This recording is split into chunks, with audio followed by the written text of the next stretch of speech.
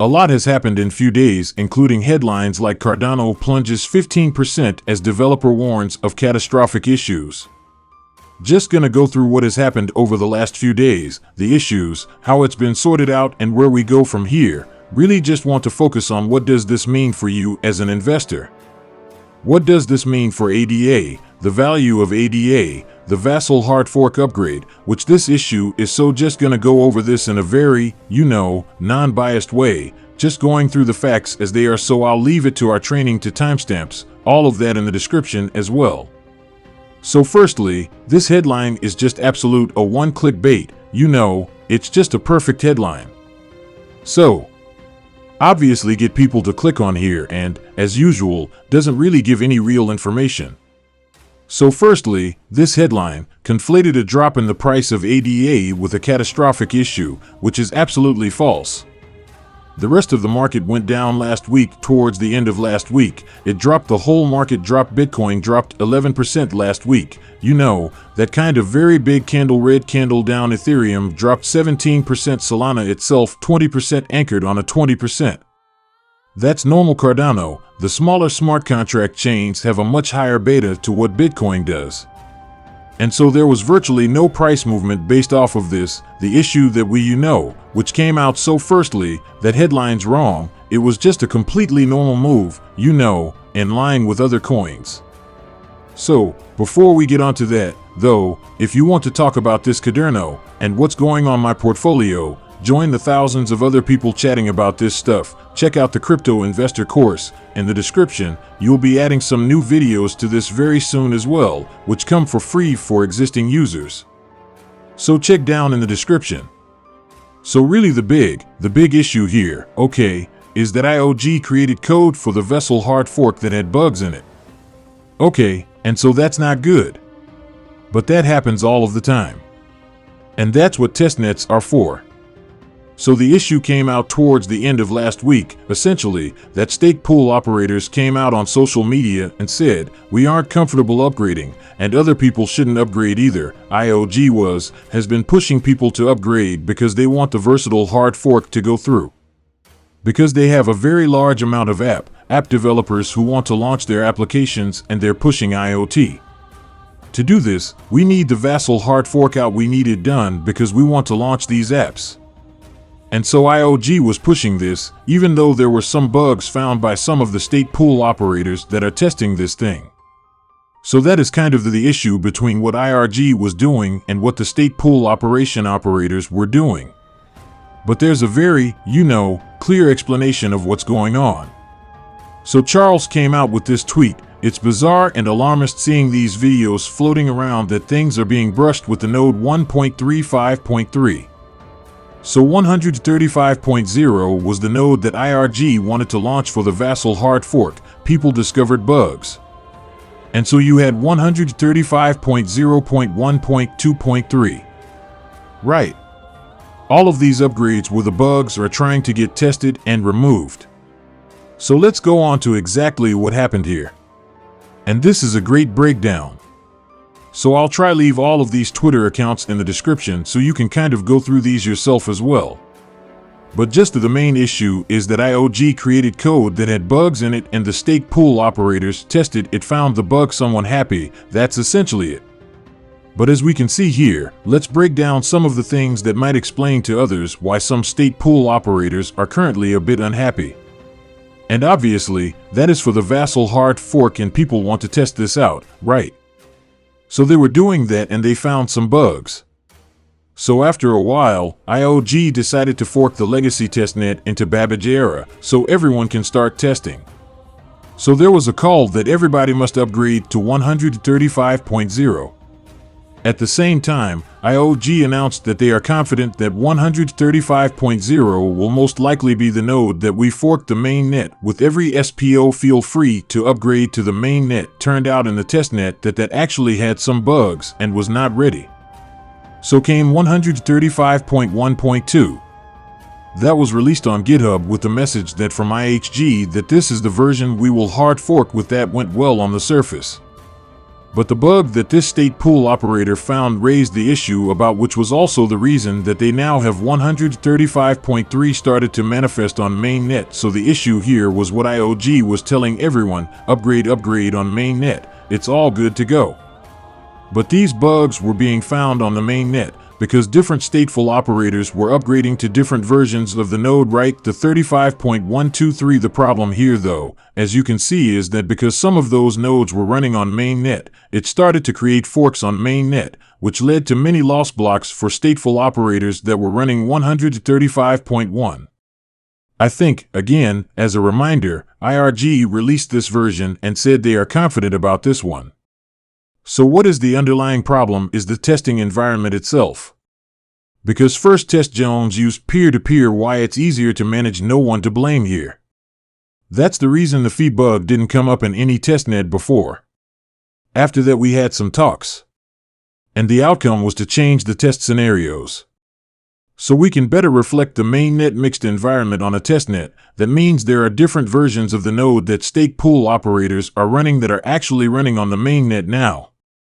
So the outcome is that the mainnet itself is currently the testnet for the node in a real mixed environment, meaning there are different versions of it running now on mainnet. Again, I want to blame here. Everyone is giving 100%.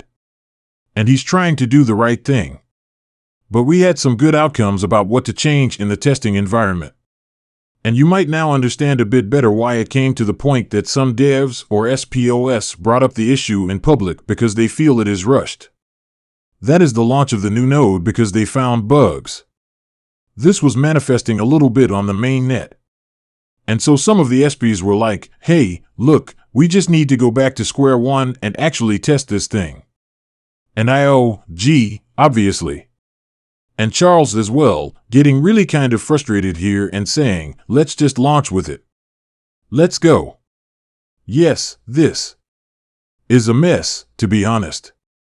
But the main thing is coming now, which I'll explain. Firstly, this is, not great, right? It's not good news. There's bugs there. There were bugs found, and it was starting to manifest on mainnet. So not great. However, we don't have to get too, worried about this because of what I'll just show you. So firstly, I kind of like this tweet as well. Our top SPS are saying to continue testing. IoT saying to upgrade feels like decentralization. I think it's really important to understand here that what has come out, it doesn't look great. But let's just put that aside because that's irrelevant. Now that's gone. We have a community here where it's run by the people that run the network. IoT can't force anything through.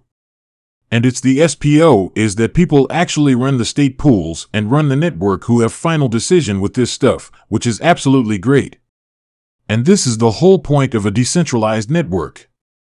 So in that regard, I think it kind of works, right? The whole point of this thing is that you have checks and balances from other people that are running the system. And so, yeah, that is what you want in a system like this. So this tweet here, I think I properly reproduced the bug that was in 135. 2 that caused issues for testnet on the SPO DevNet going on as right now. This is good.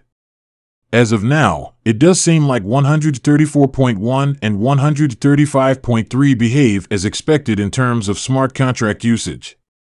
Everything is looking good. Now the nodes that run 135.1 and 0.3 will not include incorrect transaction into the chain if a bad node 123.2 submits it. So this 135.2 is the bad node. And that's also the thing I think that has destroyed the testnet, like the testnet's gone. So obviously, that's what they're for.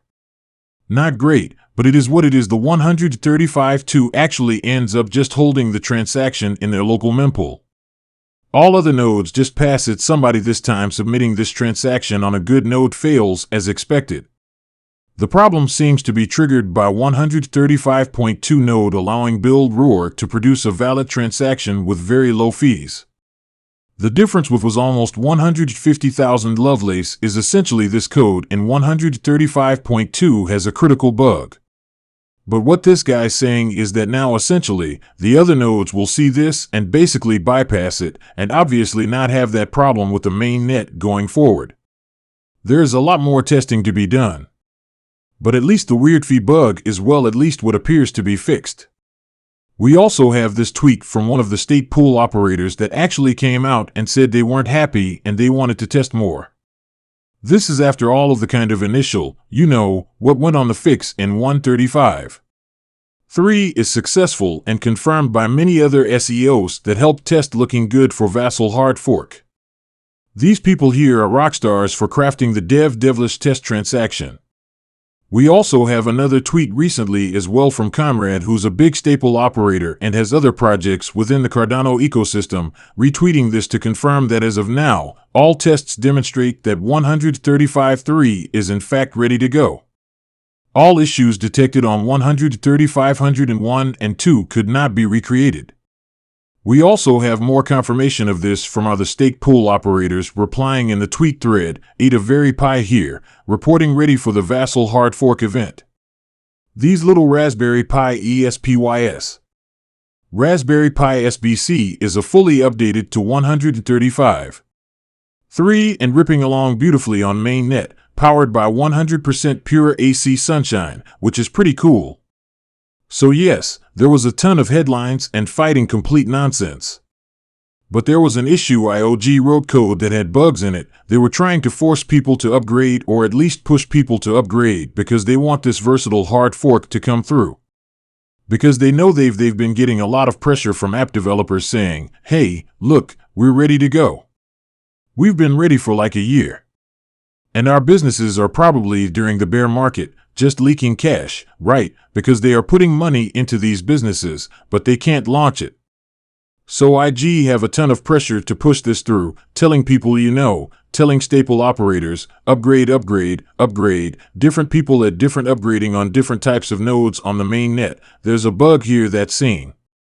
It's not great, but it looks to be for now. The SPS have got their way, which is decentralization of a network, which should be happening. And it looks like that 135.3 is actually, and 135. 1 seems to be doing pretty well on the main net. And any bugs that were found in the 135.2, or the other bugs that were found, seem to be not being recreated. And everything seems to be going well on the main net. So as a summary of these events, that's happened right here. If you read headlines like catastrophic failure, no, Cardano is not broken. This is fairly normal for technology, right? And I'm going to get onto that in a second. Like why this in the big scheme of things really just is not that important to me. Knowing that we're seeing the state pool operator saying, we have done a bit more testing, we seem to have found the bugs, we can recreate the bugs, and they're not present in what the new nodes are that we can run on the main net. So that's good news, right? The testnet is dead because of this. So they killed the testnet, but that's what testnets are for, I guess. IOG does not control Cardano even though they tried to push this through, and some people are upgrading, the stake pool operators and the community stopped it because they weren't happy. And so that is a decentralized community coming together and actually doing what's right for the network. Also, really important through this, just to highlight, is that the Vassal hard fork will not happen until 75% of state pools upgrade. That's what triggers the hard fork where you essentially get the new blockchain, right? And so until 75 or upgraded, it will not occur. This is what's kind of crazy, right? It's not like IOG saying, we're going to pick a date. And we're going to pick the code. And that's that unless the state pool operators upgrade 75% of them, it just won't happen. That's kind of amazing and kind of scary at the same time. But it feels like there's maybe a rush or a lot of pressure to get this done quickly. Because it's already behind schedule.